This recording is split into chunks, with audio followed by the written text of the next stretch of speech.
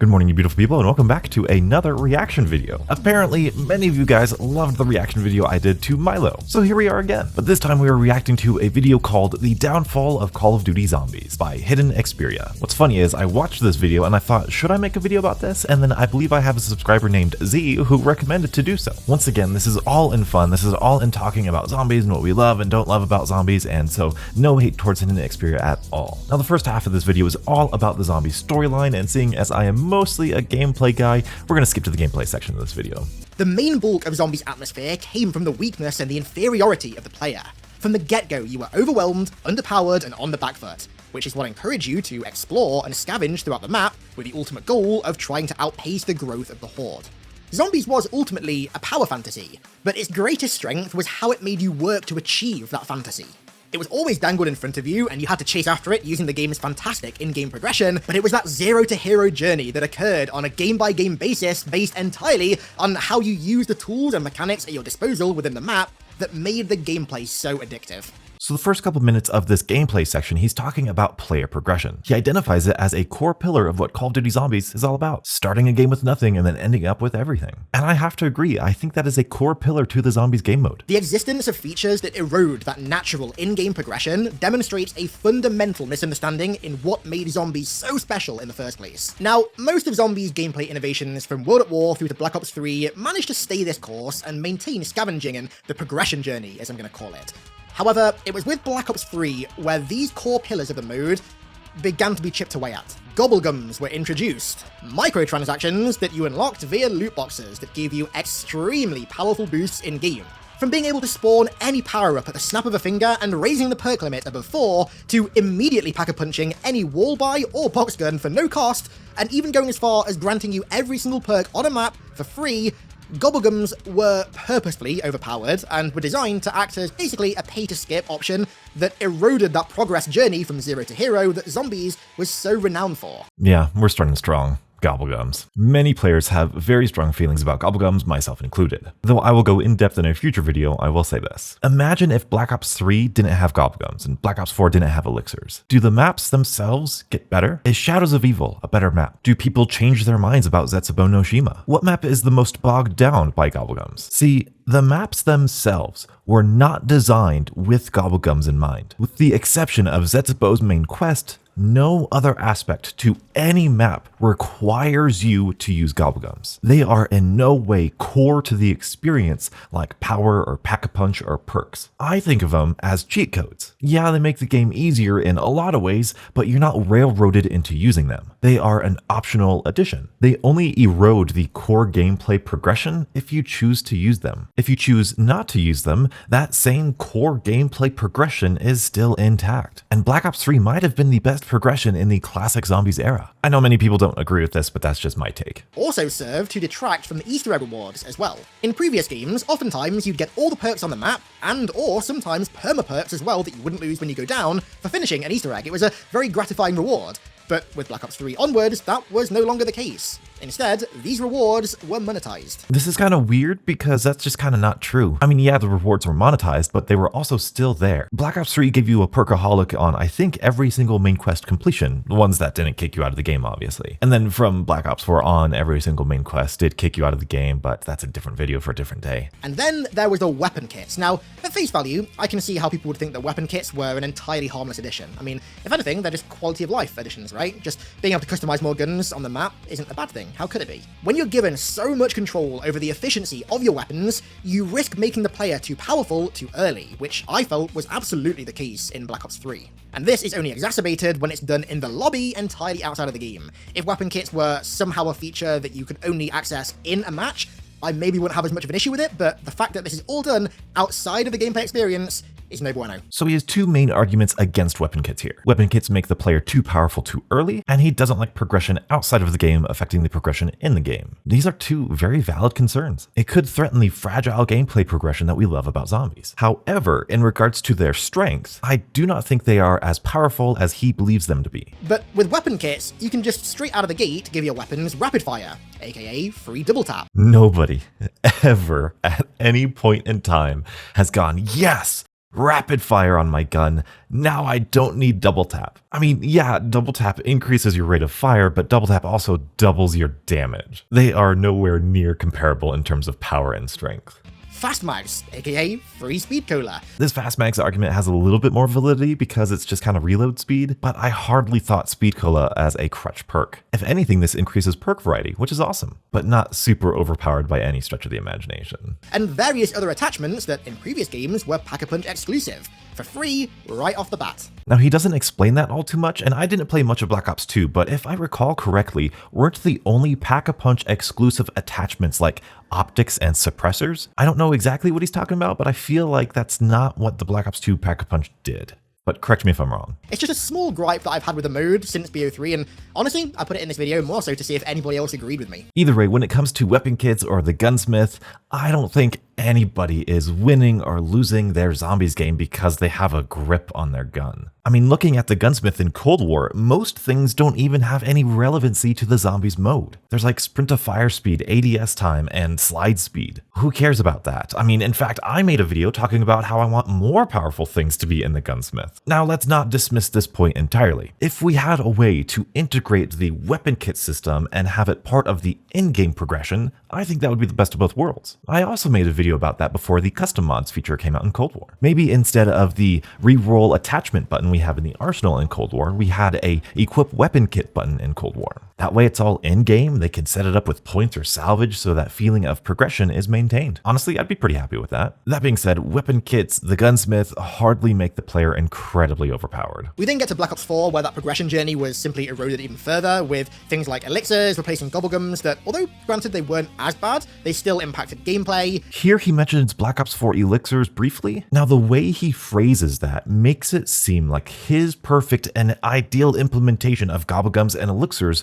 would be so that they have absolutely no impact on gameplay whatsoever. Elixirs replacing Gobblegums that, although granted they weren't as bad, they still impacted gameplay. Which makes kind of absolutely no sense. They are created to impact the gameplay. That's their purpose. That's the entire point of Gobblegums and Elixirs. If they didn't impact the gameplay, no one would use them because they don't impact the gameplay. And that's probably why so many people don't like them altogether. But worse than all of that, it introduced specialist weapons. Being able to spawn with an ability that, upon activation, instantly knocks away all zombies, fills your armor to full, and gives you a weapon that literally does infinite damage on round one is so counter to the core zombies gameplay. There's no tension anymore because of how powerful the player is. If you happen to get stuck in a corner, well, no issue, don't worry. Pull out your pocket wonder weapon that you did absolutely nothing to earn, and you're A-okay. Yeah, specialists were an interesting idea, but not implemented the best way. Hey though, they were pretty fun, to be honest. I had a lot of fun with them. But yeah, definitely too much too early. Like I said, the biggest problem with Black Ops 4, and I love Black Ops 4, is the fact that they gave you too much too early. Playing devil's advocate here though, the specialist meter did take longer and longer to fill up every time you used your specialist. You did have to be careful when your specialist wasn't ready. Yeah, it was a little cheap and a little easy, but it's not like you were invincible all the time. But definitely too easy and not balanced. And then along came Cold War, which is a rather interesting one because in some areas, it's very clear that Treyarch tried to scale back a lot of the BS that was introduced in BO3 and BO4, and it's very clear as well that there was a conscious effort made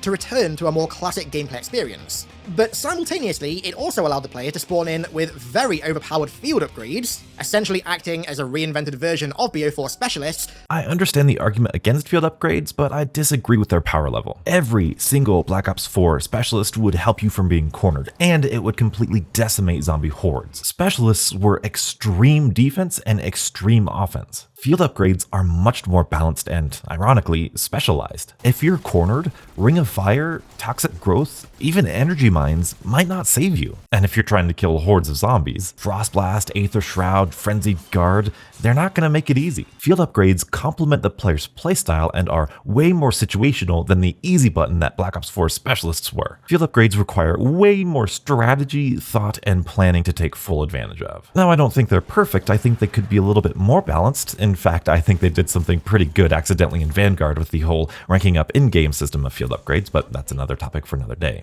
And also, any weapon they wanted. Literally any loadout weapon, anything. SMGs, shotguns, ARs, or even LMGs, all decked out with whatever attachments the player wanted.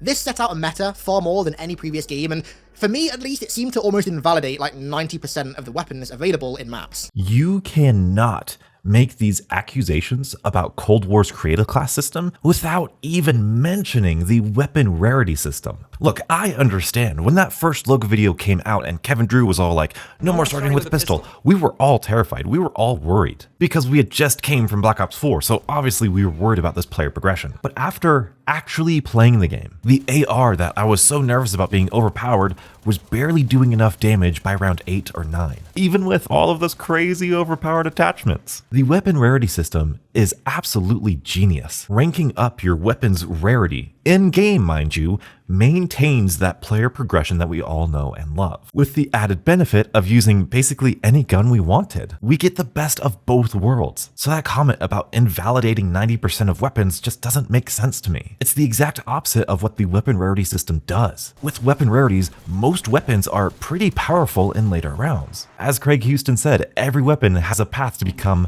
an uber weapon. I have never used more weapons in zombies thanks to the creative class of Cold War. And the fact that HiddenXperia doesn't mention this at all in his video is a real shame. Modern zombies seem to have this fascination with granting the player powerful key items and upgrades that should have been, or in some cases even once were, unlocked as part of the gameplay, just by default for spawning into the map. Gobblegums, weapon kits, specialist weapons, perk loadouts, custom classes, field upgrades, and perk upgrades. Small clip here, again kinda confused me talking about Black Ops 4. He's listing off things that gave the player too much power from the start of the game. But he mentions Black Ops 4's perk loadout system. Now look, I made an hour-long video talking about the Black Ops 4 perk system and all of its positives and negatives, and nowhere in the comment section, nowhere in the video does anybody mention the fact that the Black Ops 4 perk system is too powerful too early. Maybe he's talking about starting with 4 hits and 2 revives, but that's not what he said. It's just a weird thing to throw into this list of things that actually do make sense in terms of his argument. Everything else makes sense except this. And perk upgrades, the latter of which actually is something that really frustrates me because for years I'd wanted to see Modern Warfare 2's pro perk system be added to zombies, where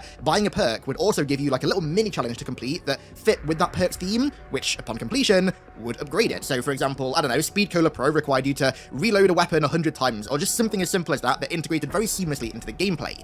But in Cold War, that's not the case. You upgrade your perks in the menu, and all the upgrades are permanent and can never go away. With this feature, you created what was potentially a really fun gameplay loop that would have innovated a feature that at that point had been present in zombies for 12 years with almost no innovation whatsoever, but it was done in the most boring way possible and all that potential was squandered. First off, almost no innovation whatsoever? Have you played Black Ops 4? Black Ops 4 had arguably the most innovative perk system, even compared to Cold War. Just a weird phrase, just no innovation. After, like, that was the thing that everyone hated about Black Ops 4, is that they had too much change. Anyway, his argument about the skill tiers of perks, specifically in Cold War, is a valid one. I felt the same exact way about this perk system when I first heard of it. I wanted those in-game progression upgrades. I wanted those challenges. I wanted to upgrade these perks in-game. But now that the game is out, we have 10 perks with 5 different tiers. That would be 50 different in-game challenges to upgrade all of your perks. That would be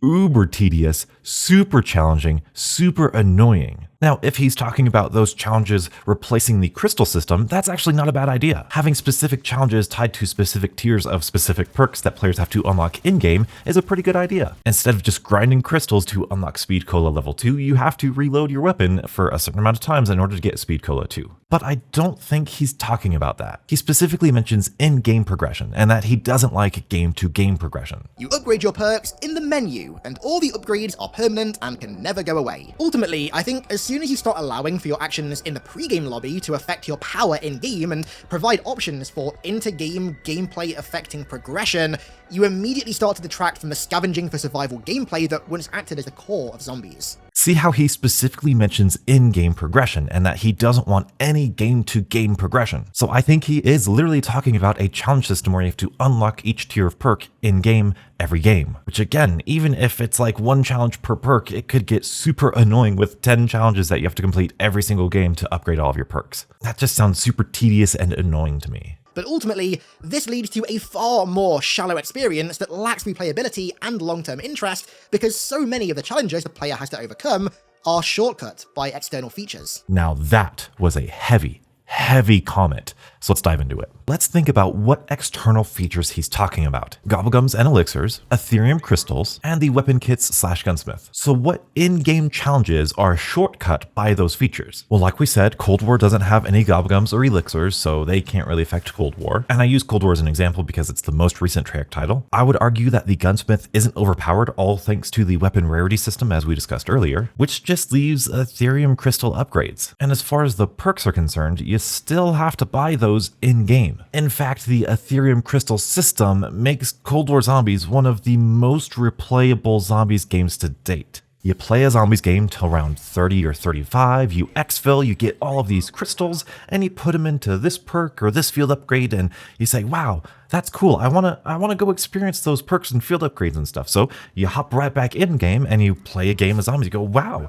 these perks are a lot better. Wow, this field upgrade is a lot better. Wow, my weapons are a lot better. Cool. Then, oh, hey, you've already earned some more crystals that you can then reinvest into more perks and more stuff and more. It's the best positive feedback loop to keep players playing. And if you ask me, it sure sounds like it adds some depth to the gameplay. Maybe even retains players for some long-term interest. Because now here's the cool thing. Instead of the player progression being limited to one match, players get to experience a power crawl throughout all of their days of playtime, months of playtime. If players could experience everything they could experience in one match, would that not limit replayability? If players could experience everything within one game, wouldn't that be a shallow experience? That doesn't sound good for long-term interest to me. And that same argument could be used for the gunsmith as well. You see, you don't just start with fast mags. You have to use the weapon in-game for a very long time before you unlock attachments. That challenge that you said about starting with base weapons is still in the game. You have to start with a base weapon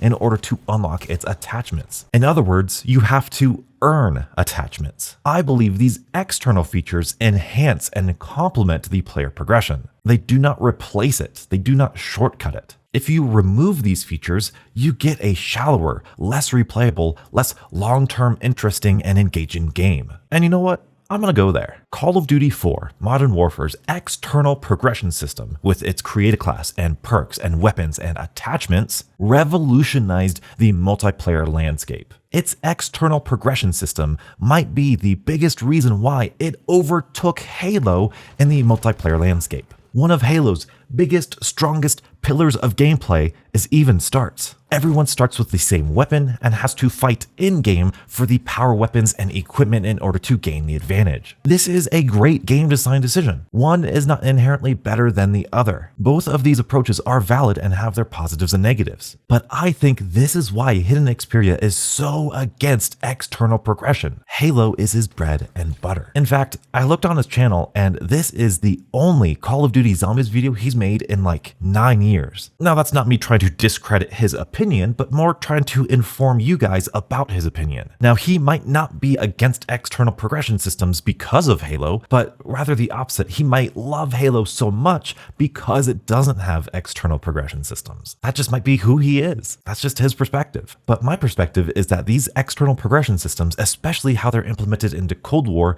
complement the gameplay, and they add to its replayability, and they make it a deeper, more engaging experience. Zombies was a far deeper, more engaging experience for me when the power fantasy was achieved via natural in-game progression, and when achieving all elements of it was a struggle, not when it was handed to the player from the get-go. Again, the crux of his argument is in-game progression. So let's take a look at in-game progression between Cold War and Black Ops 1. I say Black Ops 1 because that's the footage he showed when he was talking about this. Mind you, not talking about any sort of like map-specific like wonder weapons or equipment. Pure gameplay systems. Black Ops 1 in-game progression has buying stronger weapons, pack-a-punching those weapons, buying 4 perks, and maybe getting monkey bombs out of the box. Yep. That's it. But in Cold War, you get to upgrade your weapon's rarity, which is similar, as we discussed, to buying stronger weapons, except you get to do that 4 times. You get to pack-a-punch your weapon 3 times. You can buy an ammo modification. You can buy 10 perks. You can upgrade your armor 3 times. You can purchase kill streaks through earned salvage and equipment through earned salvage. I mean, it sure seems to me that Cold War has far far more in-game progression than Black Ops 1, or any zombies game we've ever seen. In Black Ops 1, that player progression stops at round like 10 or 15. In Cold War, that progression easily reaches like 30 or 35. This is even more of the in-game progression that players love about zombies. It's why Cold War is so addicting to players. Now let me rephrase this argument to what I think HiddenXperia is talking about. Black Ops 1 external progression is nothing. Cold War's external progression system has Ethereum crystals and the gunsmith, therefore Black Ops 1 better. But as we just discussed, those external systems I believe add replayability and engaging gameplay. So in all aspects of these two very heavily loaded comments, I completely disagree. Something else that I think zombies lacks nowadays as well is defensive gameplay. At the end of the day, it's still a zombie horde survival mode, and it used to be very in keeping with the wider zombie genre in how its maps were designed to have you play. It was a very traditional kind of hunker down and survive zombies mode. I always loved how games used to play out like traditional zombie movies, with you and your friends holding out with backs against a wall, slaughtering the undead as they flowed towards your little safe haven before being entirely overrun. It really felt like an interactive, addictive version of Night of the Living Dead. This is perhaps the most bizarre point in the video for me. The gameplay he just described really only ever applied to Noct. And even then, that's only if you decide to camp instead of train, which training is the most successful way of playing Noct. You know, the first zombie map ever. But over time, it lost that defensive element, with the default gameplay becoming more offensive, running trains, throwing yourself at the horde, etc, etc. Now this is not a modern zombies problem by any means, it's a problem that I've had with the mode since Black Ops 1 and... A problem since Black Ops 1. Now I might be misunderstanding here. Training has been a thing since Sheen and Numa, am I wrong? Like I said, the high round strategy on Noct is a training strategy. Verrucht, you're just training in between traps. Sheen and Numa, you're out in this wide open area training. The idea that zombies was this like tower defense mode where you're defending a building and building barriers was never a thing. Noct may have felt that way at first, but you couldn't argue that for literally any other zombie map. I mean, Verrucht was way too big to fortify and defend from the oncoming horde. Sheen and Numa, like I said, was out in the open, and what were you defending there? And then Derice was just a compound full of different buildings, so it's not like you were defending any specific thing. I don't know what exactly he's arguing here. Is he arguing that every map should be like a tower defense game? Unlike in World at War, where maps felt like they were designed specifically to be rather claustrophobic, with certain areas intended to be holdout spots, maps started becoming too open. No longer were you frantically searching for a place to hold up, ordering up windows and killing as many zombies as possible before they breach your safe haven. Instead, you were actively inviting the zombies into the map so you could round them up like cattle and gun them down. Tense back against the wall moments that were so prevalent on the Derice catwalk or on the Verrucht butcher balcony are few and far between now. Argue the point, focus on the discussion, donuts. What is he talking about? Does Holdout mean something different to me? Because he's talking about camping spots. And for the past two zombie games, Black Ops 4 and Cold War, the most go-to, high-round, efficient strategies have been camping strategies. Now granted, to give credit where it's due, it does seem as though there was something of a conscious effort in Cold War, both in the map design and also with the field upgrades, to go back to this kind of style of gameplay. A few of the Cold War maps have spots that feel like they were purpose-built for holding out over training, bringing back that classic Derice catwalk vibe, and also the field upgrades, like Ring of Fire for example, encourage the player to hunker down in a certain area and hold out, instead of running around power sliding in circles. Defensive gameplay still wasn't anywhere near as prevalent in Cold War as it was in World at War, for example, but I appreciated the conscious effort to try and bring it back. Nowhere near as prevalent as they were in World at War. A few of the maps have a few spots to hold out on them. Every single Black Ops 4 high round is just camping with the Helion Salvo. Cold War has so many camping spots. The roof of Noct in the particle accelerator room. Firebase has the Colonel's office near Speed Cola. Mauer has the alleyway, the power switch room. Forsaken has the Ronald Reagan room. These are the high round strategies. The high round strategies in World at War were training strategies. If you camped in World at War, you would die from like round 20 to 40 or something because your weapons would stop doing damage. You had to train. In Cold War and Black Ops 4 and Black Ops 3 even, the most successful strategies are camping strategies. You can camp pretty much indefinitely on most of the modern zombie maps. In all aspects of this argument, I disagree. It's so nonsensical to me. Now, my Discord, link in the description, claimed they agreed with him on this point because camping is too easy in Cold War. Now, I see where they're coming from, but I don't think camping is nearly as easy as players like to believe. We're dealing with super sprinters and armored zombies and boss zombies all the time, especially compared to World at War. And let's make camping more difficult. What does that look like? If it's too difficult and inconsistent, you know what players are going to do?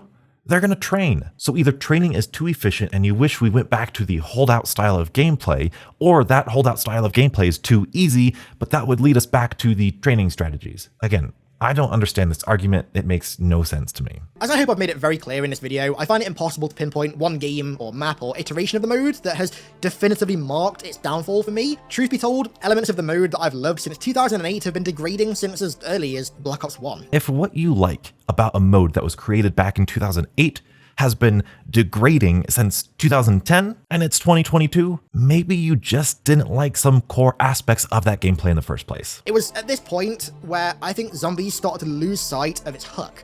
The gameplay captured me because of how repeatable, addictive, and simple it was, and the complex, mysterious story that was hidden naturally within the world had me searching every damn pixel of a map to find clues for the future. But nowadays, Zombies seems to lack almost everything that once made the mode so special to me.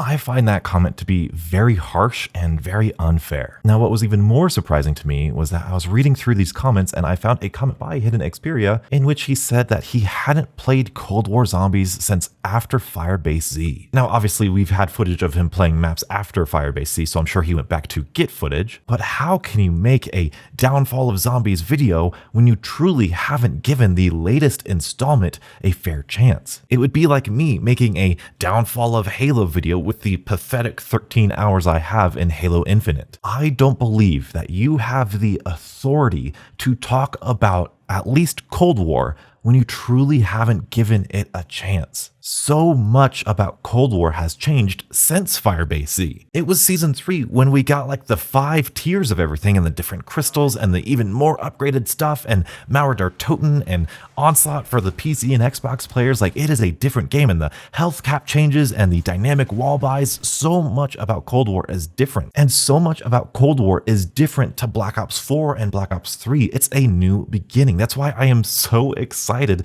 with all of these different systems. It's a new beginning. It's a new Black Ops 1. It is by no means a perfect game. There are so many problems with Cold War and its difficulty and its balance and this and that, but the systems within it are incredible. They are addicting and they have me hooked. It feels like classic Zombies with a brand new coat of paint. That being said, many of the comments in this video are in full agreement with HiddenXperia. So that means I'm probably the only loser who actually enjoys modern zombies. So whatever. As I said, no hate towards HiddenXperia whatsoever. I just love talking about zombies. If you like this format or have another video that you want me to react to, please let me know, because I could clearly talk about zombies for a long time. If you want to have discussions just like this, hop into the Discord. We have been absolutely popping off with amazing discussions about basketball, football, movies, TV, zombies, everything. For example, I have discussed an idea of increasing Cold War's difficulty. If you're curious how I would do that, I think it's quite revolutionary. Be sure to check out that video right there. It's one of my favorite ideas and favorite videos. Like this video if you enjoyed it, subscribe for more Call of Duty philosophy, and as always, stay beautiful.